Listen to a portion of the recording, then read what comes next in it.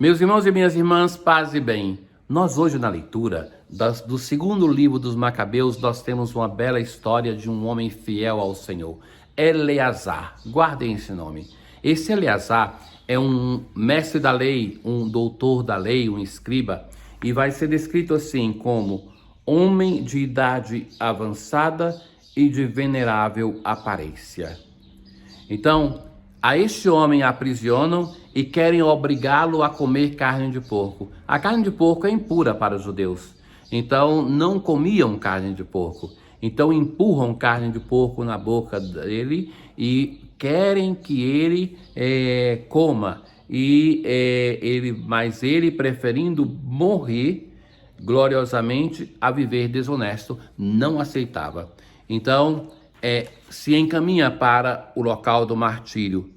E ali vem os seus amigos, que já eram aliados do rei pagão, mas que tinham apreço por esse Eleazar, e vão dizer para ele que vão ir na casa dele, vão cozinhar uma carne que não seja sacrificada aos ídolos, porque além de ser carne de porco, era carne dos sacrifícios pagãos.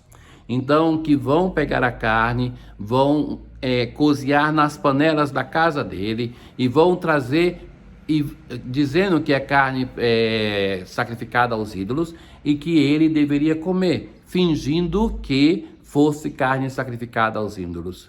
E a resposta desse homem é interessante. Ele se sente numa responsabilidade para com os jovens, que não é possível para ele fazer isso e passar para a história como aquele que foi infiel, dando este contra-testemunho para os jovens. Veja que belo essa preocupação dele, uma preocupação que é de ser fiel ao Senhor, por isso não come, mas depois, quando querem que ele coma, fingindo que era uma carne pura, ele vai dizer que não o fará, porque assim estará dando um mau exemplo para os jovens. Dizendo isso então, que o mandassem logo para a mansão dos mortos. Nós temos aqui, de novo, uma profissão de fé em alguma coisa além da morte, e que nós vamos encontrar no texto de amanhã muito mais, mas que a vida do justo não termina com a morte, mas que tem alguma coisa além de tudo isso. Então este homem, ele crê nisso.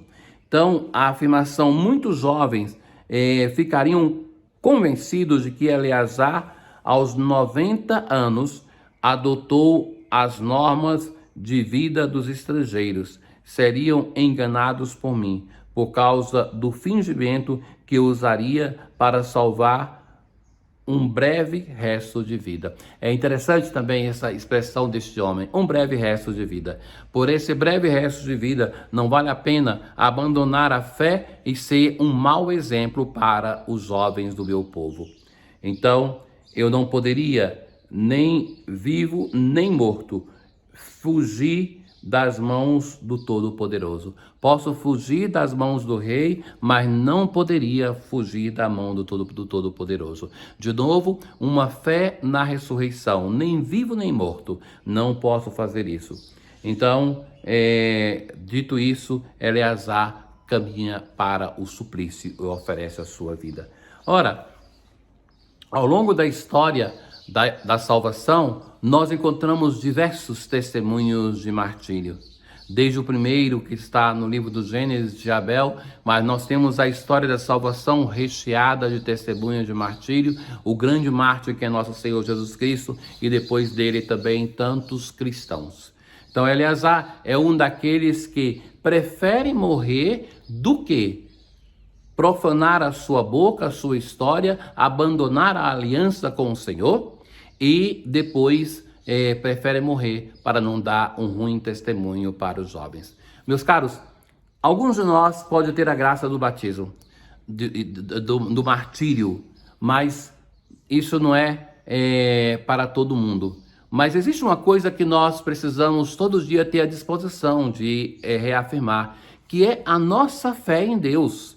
não ter uma fé cômoda, uma fé vivida em banho-maria. Nós temos sempre ocasião de testemunhar, nós temos sempre ocasião de dar um testemunho de vida santa, de vida ética, de uma vida moralmente válida. Então, que é esse o martírio que nos é proposto. E se alguém for chamado também a um martírio dando a vida pelo Cristo, que então se fortaleça no dia a dia para poder não negar a sua fé neste momento. Hoje nós temos no Evangelho, Jesus continua em Jericó e ele tem ali aquele bonito encontro com Zaqueu. Zaqueu era o chefe dos cobradores de impostos e os cobradores de impostos, eles não poderiam ter contato com o povo de Israel. Eles eram odiados. Então, o povo considerado grandes pecadores, pecadores públicos, então eles não podiam entrar na casa do povo de Israel. Ora, Jesus está ali cercado dos judeus. Então este homem, ele vai subir em uma árvore. Sobe em uma árvore porque ele é baixinho, mas também sobe em uma árvore porque ele não pode estar ali próximo de Jesus no meio dos judeus. Eles não eram recebidos. Então, nós vemos esse homem que busca Jesus. O evangelho de hoje é uma história de busca. Por um lado, nós temos Zaqueu que busca se encontrar com Jesus, mas fundamentalmente o evangelho de hoje nos conta a história de um Deus, de Jesus Cristo, que busca encontrar a sua humanidade no fundo do poço, a humanidade pecadora. É Zaqueu, este homem pecador que vai ser buscado pelo Senhor. Então, é um homem baixo na sua estatura, mas também na sua vida moral, no seu modo de ser, no seu sentir-se pequeno. Então, Zaqueu, quando Jesus o vê, vai dizer: Zaqueu, desce depressa, hoje eu devo ficar na tua casa. A casa que é o símbolo da igreja, eu sempre lhes disse isso, não tinha igreja os primeiros cristãos, é o símbolo da igreja. Mas Jesus não vai dizer, não é amanhã, é hoje, é hoje. Jesus tem muita urgência de fazer o bem. Não protela, olha, você vai para casa e prepara que amanhã eu venho. Não, hoje eu vou estar na tua casa. Então, Jesus foi hospedar-se na casa de Zaqueu, e então começam a dizer assim, que ele foi hospedar-se na casa de um pecador. E este Zaqueu vai dizer assim: Senhor, eu dou a metade dos meus bens aos pobres, e se defraudei alguém, vou devolver 4 vezes mais. Então nós vemos assim que a conversão desse homem toca o seu bolso. Sabe que nós oferecemos constantemente a Deus muitas coisas, mas quando chega na dimensão econômica, muitos dos cristãos, muitos dos católicos não têm a menor disposição de ajudar. Então, usam a igreja para ter um caminho de graça, mas na hora de colaborar, e é aí que se mede a pertença de uma pessoa ao corpo da sua comunidade. Então esse Zaqueu, ele toca naquilo que é sensível, a disponibilidade de colaborar. De uma parte de fazer justiça, se defraudei alguém 4 vezes, então mais do que defraudei, mas também um gesto de caridade, de dar aos pobres. É aqui o sinal concreto da conversão deste homem. Jesus lhe disse: hoje a salvação entrou nesta casa. Hoje a salvação entrou nessa casa. O Salvador se faz presente na casa, na vida deste homem, porque também este homem é um filho de Abraão. Com efeito, o Filho do Homem veio procurar e salvar o que estava perdido.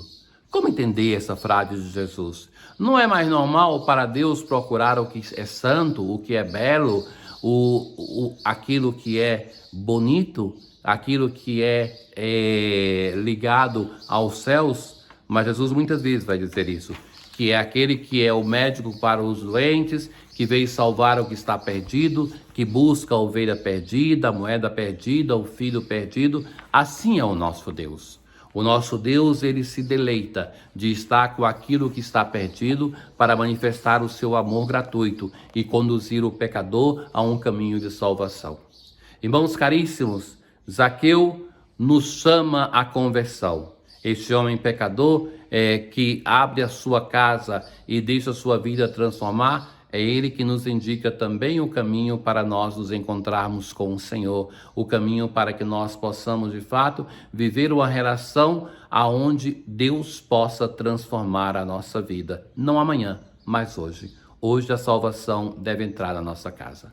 O Senhor esteja convosco, Ele está no meio de nós. Abençoe-vos o Deus Todo-Poderoso, o Pai, o Filho e o Espírito Santo. Paz.